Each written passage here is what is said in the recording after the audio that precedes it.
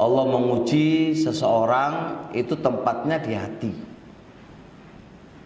Orang itu lalai atau enggak lalai itu ya tempatnya di hati. Anda itu termasuk orang-orang yang selalu ingat kepada Allah, lalai dari Allah, ya tergantung di mana? Di hati. Hati adalah presidennya semua organ tubuh. Semua organ tubuh itu patuh kepada hatinya. Kalau hatinya baik, organ tubuhnya akan baik. Kalau hatinya busuk, organ tubuhnya juga akan busuk. Mata juga dia celeletan atau tidak celeletan tergantung hatinya. Tangan ini mencuri atau enggak mencuri tergantung hatinya. Semua fokus di hati. Raja organ tubuh manusia ini adalah di hati. Berarti kalau Anda ingin baik, berarti apa? Perbaiki hatimu. Anda ingin menjadi orang yang takwa atau tidak ingin menjadi orang takwa, ya tergantung hatimu. Maka sya'nul qalbi, perkara hati, perkara penting dan nomor satu, Pak. Ibnu Qayyim rahimahullah ta'ala menggambarkan hati itu ibaratkan pondasi bangunan. Anda kalau bangun rumah, pasti yang dibangun pertama kali adalah pondasi. Begitu pula kalau kita ingin membangun sesuatu dari amalan apa saja, maka pertama kali yang antum bangun adalah bangunan hatimu. Jangan hati dibiarkan, tapi Anda membangun yang lainnya pasti akan runtuh. Sebagaimana Anda membuat pondasi yang tidak kuat, ya kan?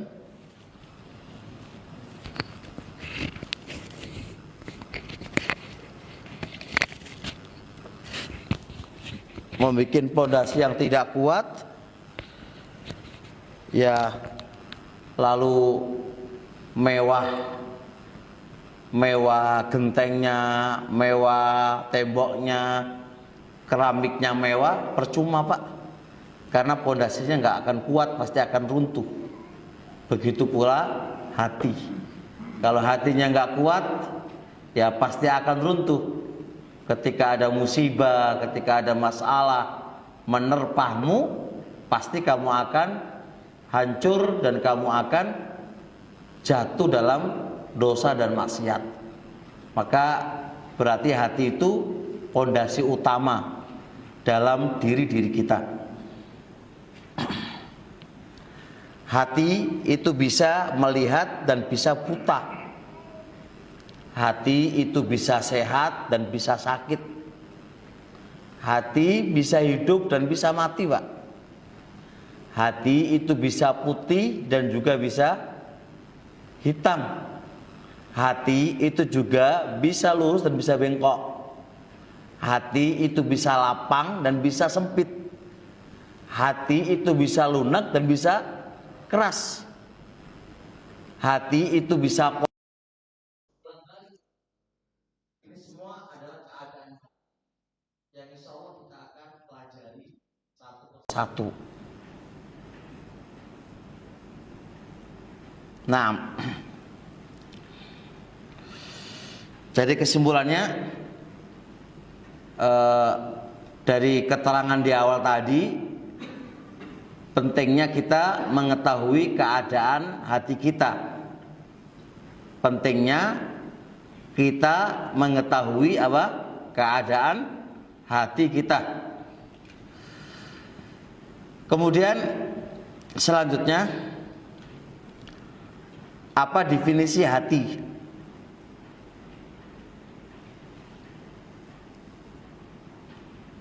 Imam Ibnu Sayyidah mengatakan, al-qalbu huwal fuadu.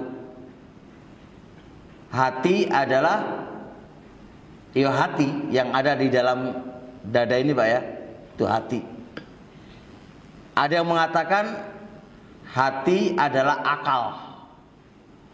Ada yang mengatakan hati adalah akal. Maka yang paling kuat dari dua pendapat tadi, maka hati dan akal itu berbeda. Makanya Allah berfirman, inna fi dzalika ladzikra liman kana lahu qalbun aw alqasamul basir. Dalam satu yang itu Allah menggabungkan membedakan antara qalbun dan akal. Maka itu menunjukkan bahwasanya hati itu bukan akal.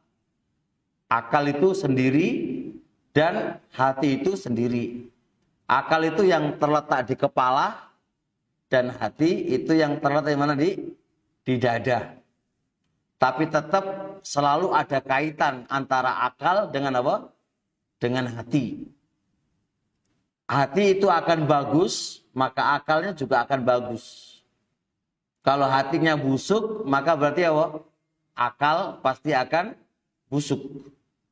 Karena pertimbangan akal dan hati, pertimbangannya akal dan hati, akal itu ya manut ke hati. Paham ya? Akal itu manut ke hati. Tempat ilmu itu di akal apa di hati? Ibnu Qayyim punya pembahasan khusus di beberapa kitab beliau yang saya baca. Beliau menguatkan bahwasanya tempatnya ilmu itu di hati, bukan di akal. Tempatnya ilmu itu adalah di hati dan bukan di akal. Berarti kalau orang itu bodoh, itu berarti apa? Ya memang hatinya nggak bisa menerima ilmu. Hatinya nggak bisa menerima ilmu karena itulah dia bodoh. Kalau akal itu, ilmu itu letaknya di akal, maka kalau akalnya itu cerdas, maka apa? Maka apa? Ya pintar kabeh ya gitu ya. Ya nggak bisa juga kalau hatinya nggak genah ya nggak bisa. Tapi tetap Pak, hati dengan akal selalu berkaitan. Walaupun kami pribadi condong tempat ilmu semuanya itu di hati. Cuma pentransferan hati ya kadang ke akal atau kepada yang lainnya. Tapi poros utamanya adalah di hati. Kata Ibnu Qayyim, ketika seorang itu bodoh, berarti Allah hatinya nggak bisa menerima ilmu itu, makanya dia bodoh. Lebih-lebih terkait dengan masalah Islam dan iman, Pak. Ada orang cerdas, secerdas-cerdasnya, Pak. Luar biasa. Tapi memahami Islam, yang itu mudah sebenarnya, karena hatinya nggak bisa menerima keimanan dan keislaman, maka dia tidak bisa masuk Islam dan memahami Islam dengan baik. Padahal orang bodoh tidak sekelas dia aja itu bisa menerima dan paham. Itu berarti apa? Dalil bahwasanya bukan letak penerimaan ilmu itu di akal, tapi di hati. Ada seseorang yang memahami asma wa sifat. Allah itu punya tangan, Allah itu punya wajah, dan seterusnya, Pak. Orang Badui bodoh yang tidak pernah mengenal agamanya, dia berjalan di atas fitrahnya saja,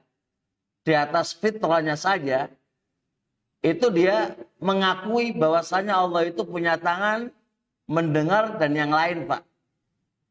Ala wajhin yalikubi, tangan yang sesuai dengan Allah. Itu diakui oleh mereka. Tapi lihat sebagian orang yang mereka punya, kata mereka intelektual atau apa ya, kecerdasannya di atas rata-rata gitu kan. Ya memahami mono ya ora iso mlebu. Kayak iso mlebu, Pak. Mbok piye diotak-atik sama akali ora iso. Berarti hati kamu itu nggak bersih sehingga nggak bisa menerima bab itu.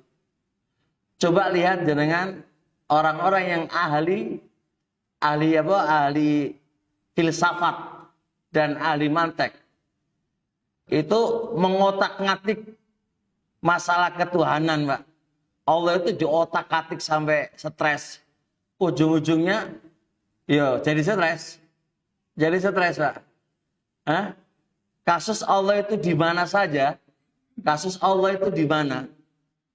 Orang sekelas desa bodoh yang tidak pernah makan bangku sekolahan, ketika mereka ditanya di manakah Allah, jawaban secara fitrah mereka adalah ada di langit. Seorang jariah, seorang budak bodoh tenan, miliknya Muawiyah, ketika ditanya oleh Nabi alaihi salatu wasalam, "Aina Allah, di manakah Allah?" Qalat fis sama. Dia jawab di langit. Itu kelas orang bodoh, Pak. Seorang budak yang nggak pernah makan bangku sekolahan. Itu mengimani dengan keimanan yang luar biasa. Berbeda dengan orang-orang yang cerdas di masa-masa sekarang ini, mau mengimani Allah ada di arsy saja susah banget bagi mereka, Pak. Maka itu menunjukkan ilmu dan keimanan, tempatnya ilmu itu bukan di otak. Kalau di otak, sungguh mereka itu orang paling pertama kali beriman. Karena kecerdasan yang Allah berikan kepada mereka. Tapi yotoh, bab sekecil itu aja mereka nggak bisa menerima. Itu menunjukkan karena hati mereka belum layak mendapatkan ilmu tadi. Sehingga Allah tutup terhadap hati-hati mereka sekelas atau sejelas bulan purnama pun itu bagi mereka itu nggak jelas. Karena memang belum diberi hidayah oleh Allah di dalam bab yang demikian itu. Hatinya tertutup, Pak. Di sisi mereka. Kemudian seterusnya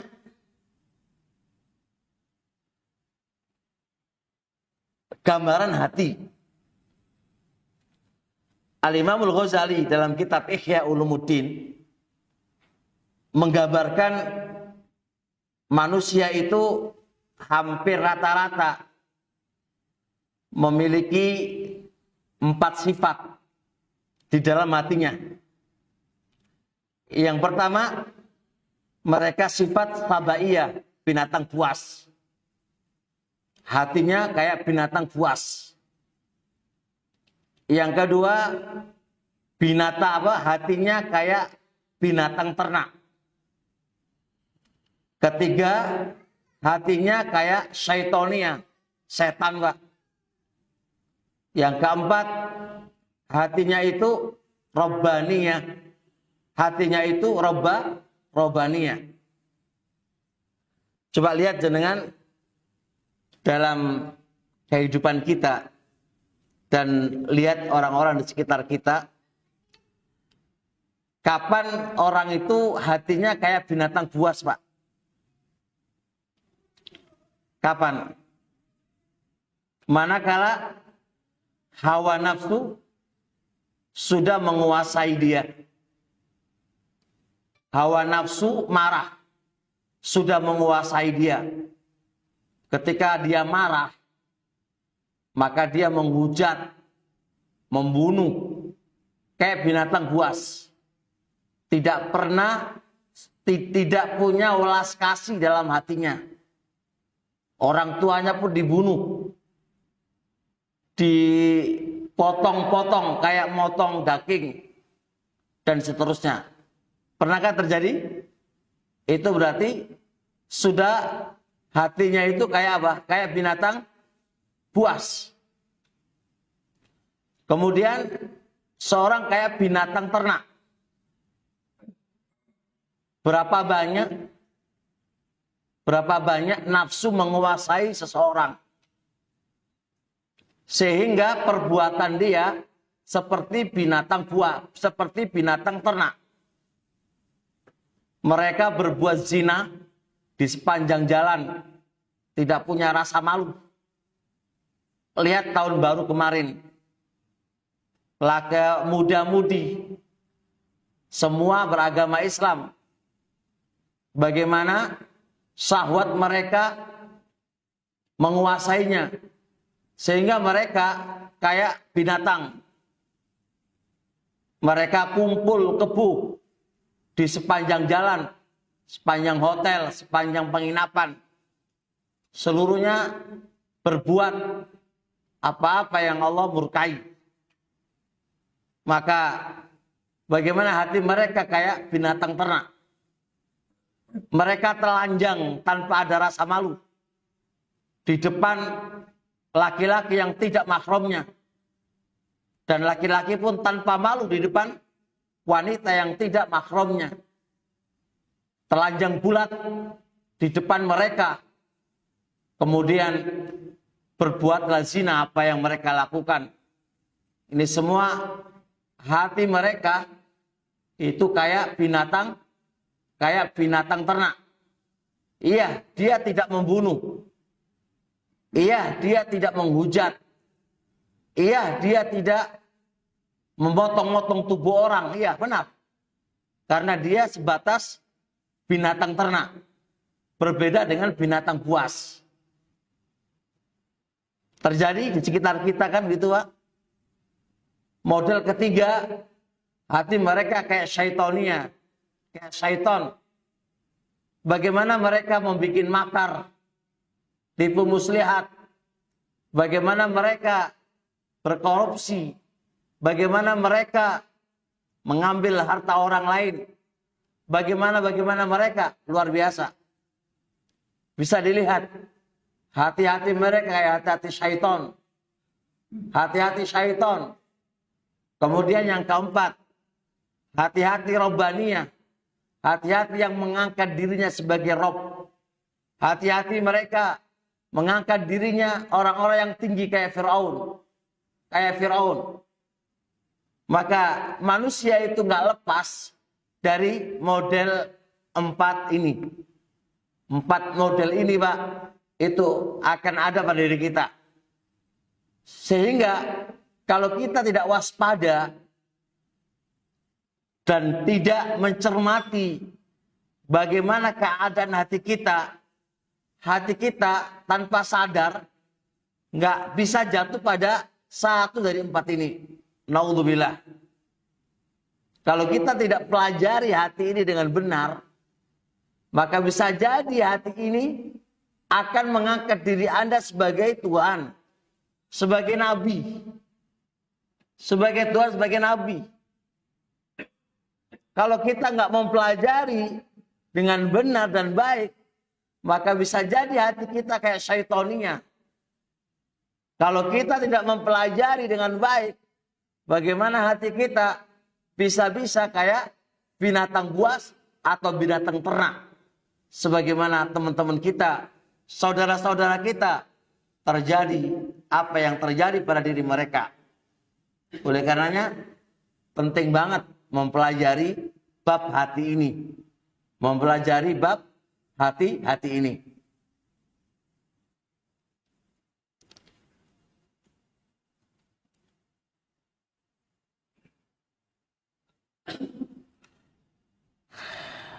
Selanjutnya, kaidah pertama terkait dengan masalah hati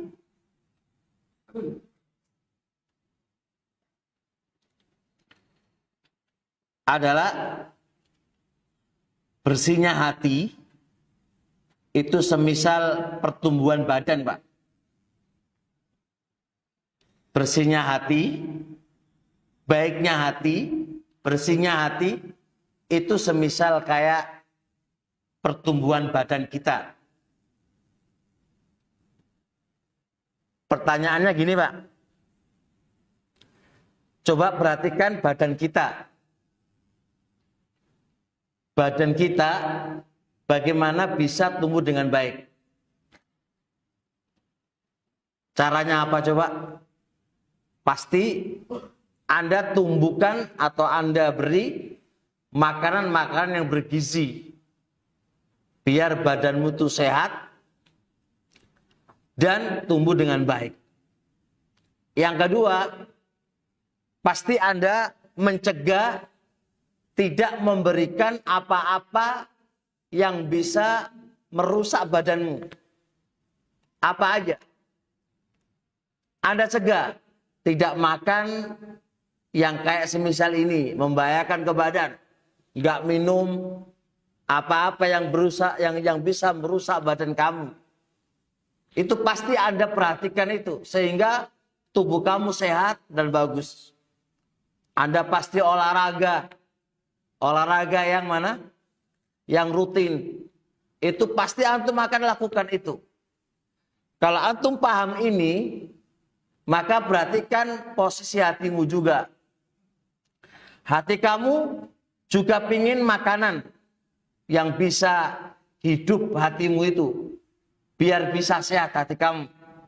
Hati itu juga jangan diberi sesuatu yang bisa memadorotkan dan menjadikan sakit hati kamu. Hati itu juga selalu meminta, ya, meminta olahraga. Hati juga minta olahraga rutin sehingga hati itu tetap menjadi sehat. Nah, perkembangan hati itu persis dengan perkembangan tubuhmu. Anda ingin sehatnya hatimu, maka Anda juga bisa menjalankan sebagaimana badan kamu. Tinggal yang beda apanya?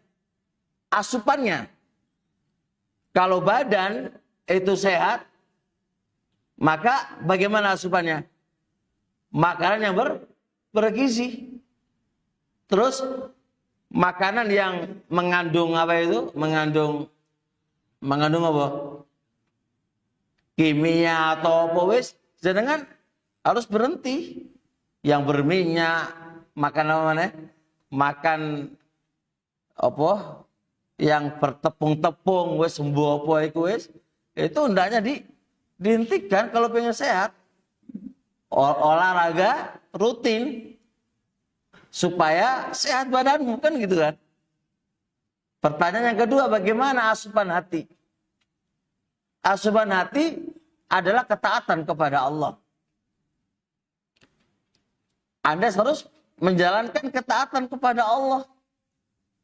Anda harus menjauhi maksiat-maksiatnya. Rutin olahraga hati adalah zikir pagi dan sore. Zikir pagi dan sore itu adalah olahraganya hati. Nah, ini harus diperhatikan. Harus diperhatikan. Apa yang saya katakan tadi, itu adalah penjelasan Al-Imam Ibnu Taimiyah dalam kitab Majmu' Fatawa. Bahkan beliau tidak menggambarkan kepada badan saja. Hati, pertumbuhan hati itu sama aja kanama izra'i. Sebagaimana pertumbuhan tanaman. Tanaman itu bisa tumbuh dengan baik manakala Anda selalu satu, tempatnya harus layak untuk tumbuhan tadi. Subur atau enggak subur. Kedua, Anda harus menyiramnya. Anda harus mencegah hal-hal yang bisa merusaknya. Rumputnya, ada hamanya. Jangan perhatikan semuanya. Sehingga tanaman itu tumbuh dengan bagus dan subur. Pertanyaannya, hati kita juga sama, Pak. Anda ingin hati kamu sehat sebagaimana tumbuhan itu sehat, maka antum harus rawat. Antum harus perhatikan hati kamu. Sebagaimana engkau memperhatikan apa? Apa tuh? Tumbuh-tumbuhan tadi. Anehnya sekarang, kaum muslimin di zaman sekarang ini apa coba? Mereka lebih perhatian kepada apa? Badan mereka dan tumbuh-tumbuhan mereka ketimbang hati-hati mereka. Mereka beranggapan bahwasanya harta itu bisa membahagiakan mereka. Enggak, Pak. Harta bukan membahagiakan mereka, Pak. Tidak. Salah.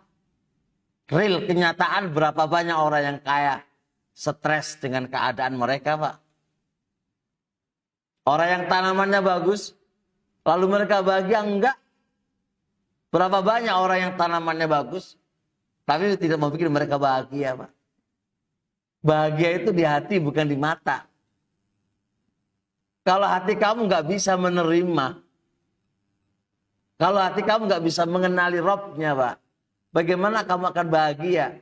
Walaupun dunia di sekitar kamu dan Allah di tangan kamu. Nggak bisa, Pak. Nggak bisa. Maka perlu dipahami adalah hati. Sekarang kita kasih logika gampangannya. Di zamannya sahabat Nabi, ulama-ulama yang terdahulu, Pak, dengan orang-orang yang ada di sekitar kita. Kalau hitungan ekonomi dan kenikmatan dunia jauh lebih apa? Lebih nikmat kita ketimbang mereka, Pak. Tapi apakah mereka nggak bahagia hidup mereka? Enggak. Mereka bahagia kok. Walaupun alal fakri, di atas kefakiran. Bahkan sebagian salaf itu, dia sakit menderita, tidak bisa menggerakkan tubuhnya di atas ranjangnya. Toh walaupun begitu keadaannya mereka tetap bahagia kok. Ada juga seorang tabi'in, dia tidak memiliki keluarga kecuali satu saja, yaitu anaknya. Dan seluruh nikmat yang Allah telah berikan, itu Allah ambil. Kecuali hanya lisan saja. Matanya nggak ada, telinganya tuli, semuanya, Pak. Tapi itu nggak menjadikan mereka nggak bahagia kok. Mereka bahagia kok.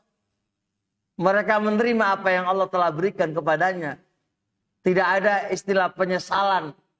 Tidak ada istilah mereka menangis apa yang telah terjadi pada diri mereka. Nggak ada.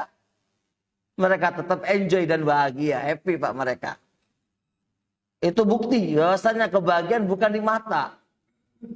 Tapi di hati. Tapi di hati. Percuma, Pak. Kita punya harta melimpah. Tapi hati kamu nggak hati kamu tidak kamu perbaiki. Maka engkau tidak akan bahagia selamanya. Maka berarti utamanya di hati, Pak. Perbaikan hati. Perbaikan hati. Oleh karenanya Allah Subhanahu wa taala berfirman, "Qad aflaha man zakkaha wa qad khaba man dassaha."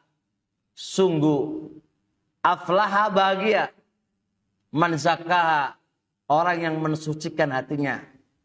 Mensucikan hatinya dengan cara mentaati Allah Subhanahu wa taala dan menjauhi maksiat-maksiatnya. Wa qad khaba man dassaha, sungguh telah rugi, telah celaka orang-orang yang mengotori hatinya, mengotori dengan dosa dan maksiat, mengotori dengan lalai kepada Allah, mengotori dengan kesyirikan, kebid'ahan dan khurafat, kesyirikan yang lainnya, Pak. Dia hancurkan hatinya dengan itu semuanya. Nah, kalau hatinya udah kotor, nggak bisa, Pak, menjernih, nggak bisa mencerna apa yang seharusnya dicerna dengan baik, nggak bisa. Maka dari situ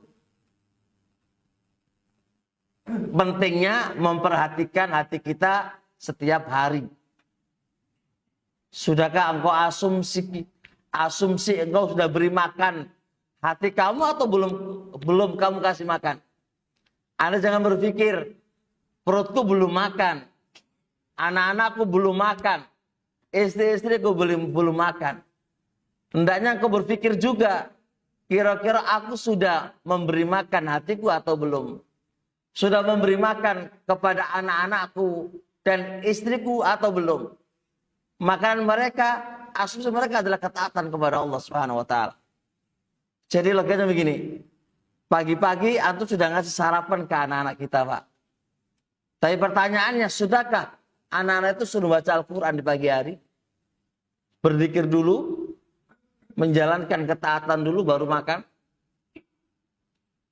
Atau bagaimana? Atau diri kita aja? Yang kita pikirkan perut kita aja. Hari ini apa yang kamu lakukan dari ketaatan kepada Allah? Coba dicek. Atau hanya habis waktu kamu dengan permainan Sunda Gurau. Mencari dunia, sunda gula, udah selesai urusannya Anda. Bagaimana rasa hati ini? Bagaimana keadaan hati-hati ini? 6.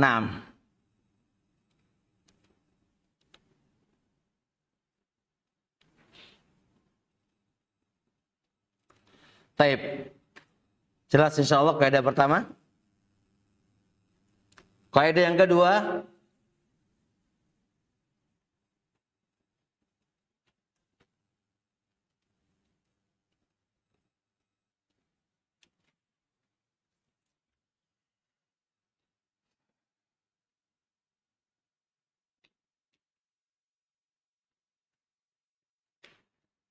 Sebuah tempat, Pak. Kaidah kedua, sebuah tempat. Tempat ini, jikalau sudah penuh dengan sesuatu, maka dia tidak akan menerima sesuatu yang lain. Ibaratkan ini Pak, aqua ini Pak. Ini aqua nih. Ini kalau sudah penuh dengan air ini, bisa nggak antum tuang air di atasnya? Nggak mungkin, pasti tumpah Pak. Bisa kebayang nggak? Kapan hati ini, kapan air ini bisa menerima air lagi? Manakala berkurang, baru bisa menerima air lagi. Kebayang Pak ya? Begitulah hati Pak. Hati itu ibaratkan tempat. Dia bisa penuh dan dia bisa kosong. Tergantung Anda yang punya tempat. Hati ini, jikalau hari ini antum penuhi dengan ketaatan kepada Allah, maka nggak akan menerima kemaksiatan Pak. Tertolak. Karena wis penuh Pak dengan ketaatan. Tapi kalau hatimu itu separuh Pak, kamu isi ketaatan separuh, maka pasti akan menerima kemaksiatan. Nah logikanya, kenapa dalam hari ini kita taat dan kita maksiat? Karena Anda tidak memenuhi tempatnya dengan penuh dengan ketaatan. Makanya maksiat. Begitu pula seseorang yang hidupnya hanya maksiat tok Pak. Dikasih ketaatan pasti lomber Pak. Nggak nerima Pak. Coba jenengan lihat pelaku maksiat Pak. Dia gitaran di sepanjang jalan. Di sepanjang jalan Pak. Lihat bagaimana beberapa kaum muslimin. Mereka ber-KTP dan beragama Islam. Bagaimana mereka? Habis dunianya dengan laki-laki perempuan yang gak jelas. Terus kemudian apa isi mereka? Gak ada, seluruhnya hanya kosong. Boro-boro taat Pak, gak ada. Sholat juga enggak, semuanya enggak. Berarti hati dia sudah penuh dengan apa? Dosa dan maksiat. Bagaimana bisa menerima ketaatan dan bagaimana bisa melakukan ketaatan Pak? Wes penuh dengan kemaksiatan hatinya. Kita lihat kita sendirilah yang kadang maksiat, kadang ketaatan, kadang maksiat, kadang enggak. Dengan HP yang ada di tangan kita. Kalau kita itu penuh waktunya untuk ketaatan, 24 jam itu Anda penuhi dengan ketaatan kepada Allah. Nggak sempat delok yang aneh-aneh. Nggak sempat Anda itu mau berbuat dosa, itu nggak sempat Pak. Soalnya full, udah dipakai untuk ketaatan kepada Allah. Tapi kalau kita taat sama Allah itu separuh-separuh Pak, maka ada ruangan kosong. Dan ini tergantung Anda. Makanya kata Ibnu Qayyim itu, kosong itulah yang menyebabkan kamu jatuh pada kemaksiatan. Soalnya waktumu kosong, hati itu masih kosong. Kalau kosong, rawan melbu kemaksiatan. Maka gunakan waktu sebaik mungkin. Penuhi waktu kamu dengan ketaatan kepada Allah. Jangan sampai nganggur dalam 24 jam, Pak. Kalau enggak, bahaya. Kalau enggak bahaya. Gak usah jauh-jauh lihat orang lain, Pak. Diri kita aja. Kita ini orang ngaji. Orang ngaji, Pak. Wis jenggoten, les. Ngaji bendino. Kita perhatikan aja. Dengan apa yang kita lihat. Anda nonton apa? Anda melihat apa? Anda ngomong apa? Terkadang kita ngomongin orang. Gibain orang. Ngerasain orang. Padahal Anda ngaji. Ngerti hukumnya haram, Pak. Kenapa? Karena hati kamu gak Anda penuhi dengan ketaatan.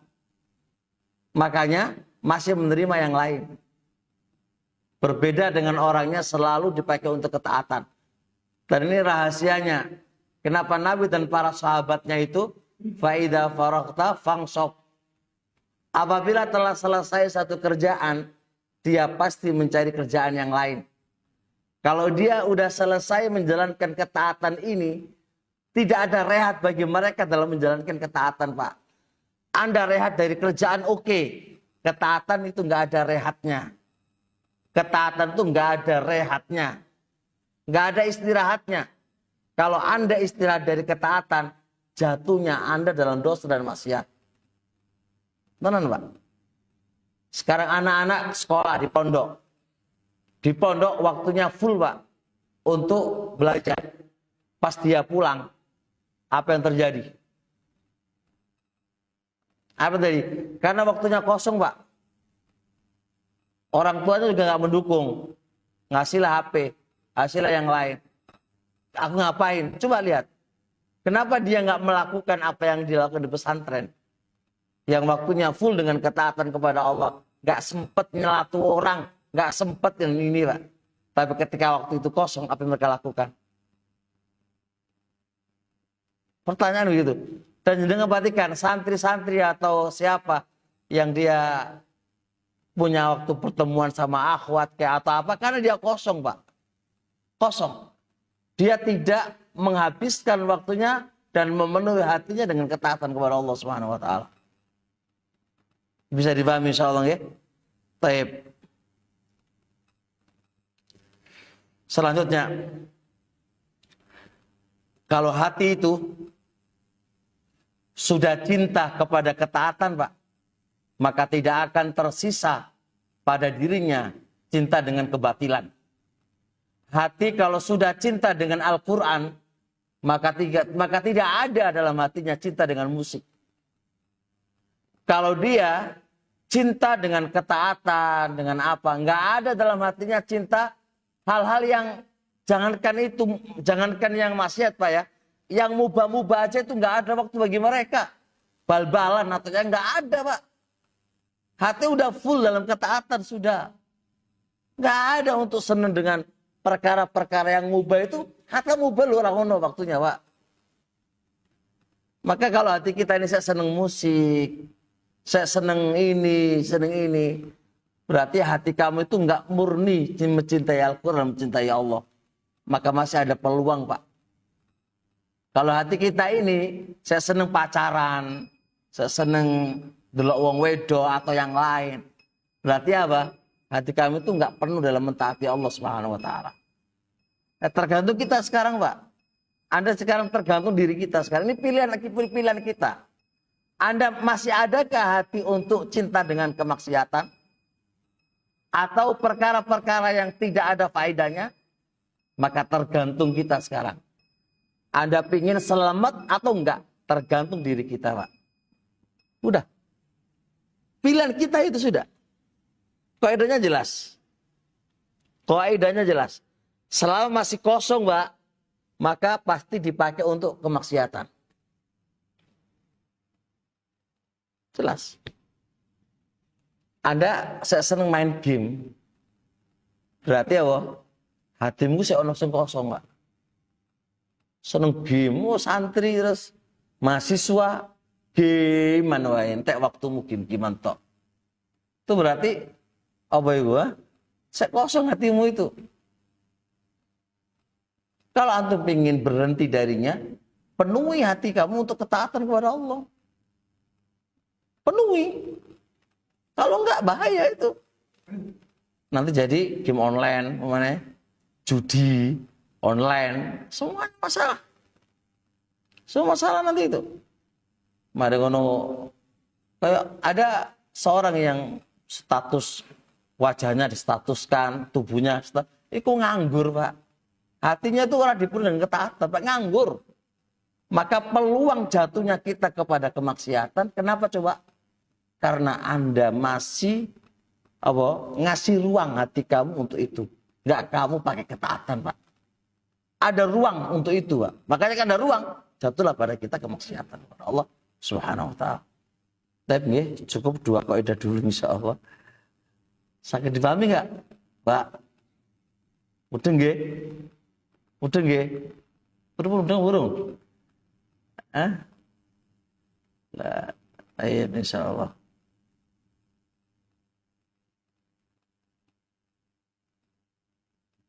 Baik, subhanakallahumma hamdik. Mau ada pertanyaan? Setelah dulu atau dulu? Atau mengatakan dulu?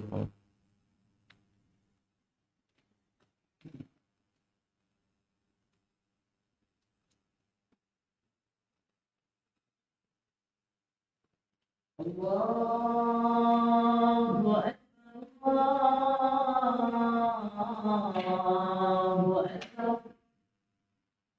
Allahu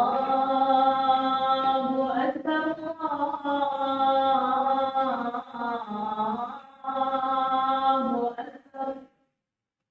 Asyhadu an la ilaha illallah. Asyhadu an la ilaha illallah. Asyhadu anna Muhammadar Rasulullah. Asyhadu anna Muhammadar Rasulullah.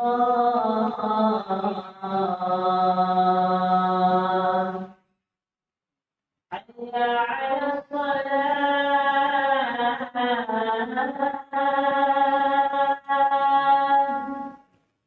Hayya 'alas salat.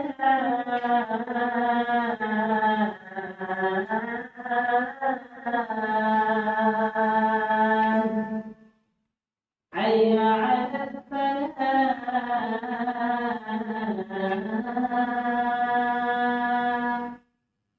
Hayya 'alas falah.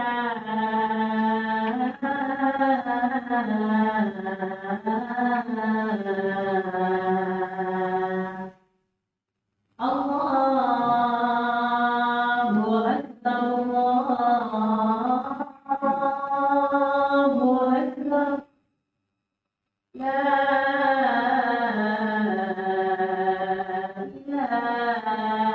ilaha illallah.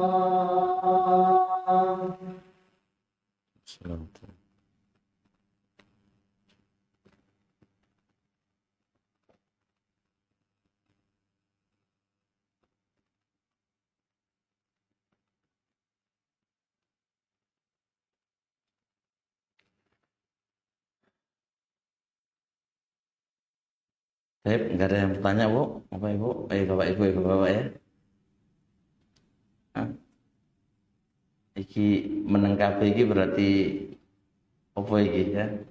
Merenungi atau piye iki ya?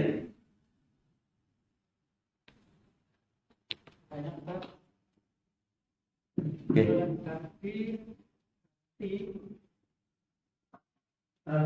Hati akal gitu. Akal itu apakah ada hubungannya dengan dasar manusia? Karena kita juga manusia itu kan sering dengar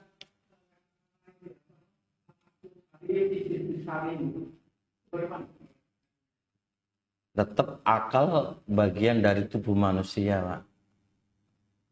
Kalau dia nggak punya akal ya repot. Nggak punya akal itu jadi apa? Jadi gila, jadi kurang sempurna, kurang waras, kurang apa. Karena akal. Tapi akal pun bagaimanapun tetap pengaruhnya dengan hati. Seseorang perbuatannya kayak cah cilik, berarti kan akalnya nggak sempurna tuh. Kayak ada orang yang safi itu kan Pak, bodoh. Bodoh dalam menjalankan urusan keuangan. Jadi dia nggak tahu ini barang regane piro, didol piro tuh nggak ngerti. Bodoh. Kenapa kok bodoh? Ya karena dia tidak memiliki akal yang sempurna. Akal tetap punya andil besar dalam hidup kita, Pak. Tapi akal nggak akan lepas dari hatimu. Jadi mulai memiliki fungsi masing-masing. Tapi sekarang kita ini, Pak, kenapa di manusia ini ada masa kecil, masa tamyiz, mumayyiz, dan masa balik? Itu semua dilihat dari akal, Pak. Kenapa dia dikatakan mumayyiz dan belum balik? Karena akalnya belum sempurna. Seorang yang balik itu akalnya sempurna. Nah, berarti ditunjuk dari akal ini dia memiliki akal yang sempurna, makanya dia balik. Paham gak? Berarti akal itu bagian dari manusia, Pak. Dia memiliki power juga di dalam kehidupan kita. Tapi powernya akal itu pun gak lepas dari kepemimpinannya hati. Penjelas ya? Nah, seseorang akalnya cerdas, Pak, tapi hatinya kayak binatang buas, kacau, Pak. Masya Allah. Berapa banyak orang yang membunuh orang itu kan orang-orang yang cerdas, Pak. Berapa banyak orang korupsi duitnya negara itu kan apa orang bodoh? Enggak kan, Pak? Orang cerdas. Bukan orang bodoh. Tapi kan hatinya bermasalah. Berapa banyak pelaku zina? Itu bukan orang-orang bodoh, Pak. Orang cerdas. Dua akal. Tapi akalnya gak waras. Karena hatinya busuk. Dia tahu kok kalau berzina itu akan berakibat gini, ngerti kok? Karena hatinya syaitoni ya, jadilah berbuat hatinya itu bahaim, binatang ternak, jadilah kayak gitu. Jadi tetap punya pengaruh, Pak. Akal juga punya pengaruh di manusia, hati juga punya power di manusia itu juga. Oke, jelas gitu. Cukup insya Allah. Ada yang lain?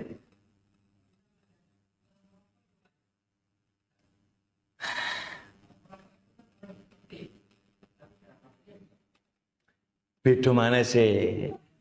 Rokok itu kan tinjauannya dua tinjauan. Kalau tinjauan akal manusia yang berakal Pak ya, yang sehat akalnya, itu kan rokok itu menguntungkan atau merugikan. Kita nggak bicara hal haramnya kan, Pak. Kita nggak bicara hal haramnya. Kira-kira rokok itu menguntungkan, untungnya apa? Terus rugine iku apa? Untungi piro? Rugine piro? Itu kan orang yang berakal sempurna kan selalu berpikir ke arah sana. Kan gitu, Pak. Nah, ketika dia tahu itu rugi dan gak ada untungnya, kita nggak bicara hukum, Pak. Tahu rugi dan gak ada untungnya, berarti apa? Ya hati kamu dibelenggu oleh syaitoninya. Kayak seorang main game, ngerti game itu orang manfaatnya, Pak. Entek waktu main game. Terus bela apa coba? Ya itu berarti hati kamu itu dibelenggu oleh syaitoninya sampai entek waktu kamu main game. Padahal akalnya dia masuk. Duwe akal, Pak. Karena itu dia ngerti orang untungnya rokok, tapi kan saya gak iso ninggalno ya karena saya tahu nih ya. Gak iso ninggalno. Napi piye be ninggalno aku sewenenge. Mendingan aku gak mangan daripada tinggal pembersihan hati. Kok iso lho wong iku aku ngerti. Ya memadorotkan dalam tubuhku, ngentekno duit, ngentekno apa. Pemane coba dihitung, Pak. Rokok iku sedina iku regane rokok piro, Pak ya? Nah? 20.000. Nah, 20.000 tabungan dalam satu tahun tabungan dengan Anda isi apa? Hirup. Oh ya. Itu untungnya apa? Terus kamu tabung untungnya apa? Coba didelok. Ini akalmu kemana ini? Iya tak? Berarti setahun piro, Pak? 20.000 kali setahun piro, Pak, duitnya? Hah? 350? Hari itu kalikan 20 berapa, Pak? Ono berapa juta? Hah? 10 juta. Piro, Pak? 8 juta. Piro? 7 juta. Setahun 7 juta, Pak. Bisa tuku sepeda motor. Bekas. 2 tahun 14 juta. 3 tahun bisa umroh. Enak. Dengan dia terbuang begitu aja kan? Insya Allah lah. Itu kita nggak bicara hukum, Pak. Karena seorang yang akalnya sempurna pasti berpikir iki nguntungkan apa merugikan. Itu kalau hatinya aman, Pak. Kalau hatinya sudah diliputi hawa nafsu, syaitonnya nggak bakal mikir itu, Pak. Pokoknya aku seneng. Loh, orang yang berbuat zina loh, Pak, ngerti gak ada untungnya, Pak. Zina itu kan apa sih? Kenikmatannya berapa menit, Pak. Tapi IP sepanjang masa, iya orang. Logikanya nggak masuk, Pak. Kenikmatannya 5 menit, ya. Terus cacati sepanjang masa. Ini kan nggak, kalau secara akal kan nggak apa, nggak imbang. Kecuali kenikmatannya itu mau apa setahun terus. Ya saya mending lah kenikmatan setahun ngono, Pak ya. Kenikmatan lo sebentar, tapi aibnya sepanjang masa. Itu kan nggak imbang, Pak. Kalau secara akal. Tapi itu dilakukan, Pak, oleh manusia. Kenapa? Karena diliputi oleh hawa nafsu syaitonia, setan, Pak. Kan begitu kan logikanya kan gitu. Pikir, nikmat lu sak piro, Pak. Padha karo mencuri pitik. Pitik lu kamu pangan gak wareg. Tapi kalau nanti ketemu digebuki wong mati. Malu wirang. Itu kalau logika manusia, Pak, itu ngerti, Pak. Tapi kenapa kok sampai dilakukan? Soalnya dikuasai oleh syaitan. Maka hati syaitannya ya ngono kemong. Akal sudah nggak jalan, Pak. Paham nggih? Jelas ya? Baik. Subhanakallahumma hamdik, asyhadu an la ilaha illa anta, astaghfiruka wa atubu ilaik. Assalamualaikum.